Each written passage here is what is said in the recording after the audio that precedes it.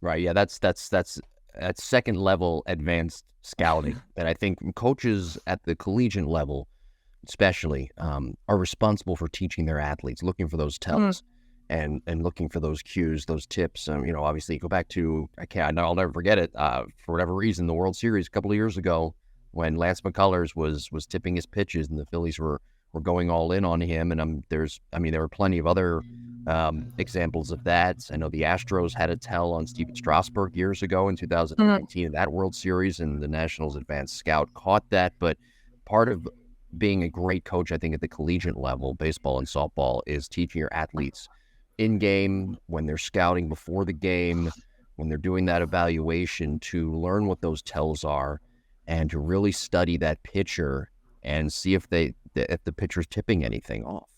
And I can't tell you, actually, I could do a small story, but there was a girl named Jessica Smith. She, first day of practice her freshman year, tears her ACL. She takes 11 months to come back. Her first conditioning session, she steps on someone's foot and tears her second ACL, her other ACL, her very first day back.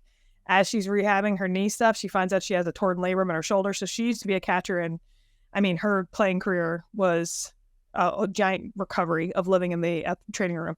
And what she would do is she was like, well, I still want to contribute to my team. And she had this binder year over year where she would sit down in the dugout, and no one knows who Jessica Smith is. She's never played. And she would sit there and she'd watch the catcher. And she'd watch if the catcher had like a little tip where they would lean a little bit to the left or the right, or she'd watch the center fielder if when they went to go into their fielding stance, if they cheated a little left or right, or if they cheated back or forward, depending on the pitch. And then she'd watch the opposing pitching coach. And sometimes the opposing pitching coach would just take his hat off and wipe his forehead. And that was the sign for a changeup. And she would pick it. And so when we got to the plate, like sometimes by the third inning, she's like, I think I know the signs. I know when she's throwing a changeup. I know when she's throwing it inside. And if I was at the plate and I heard a certain cue word, I knew I was getting a changeup. And anybody who's ever hit knows how much easier it is to hit when you know what's coming. So that was, I mean, there were games where we had one girl in the dugout that was really looking at the grip of a pitcher, another girl who was trying to look and see if she did anything different in her windup, another girl was looking at the catcher, another one who was looking at the center fielder. And again, you're not using technology or like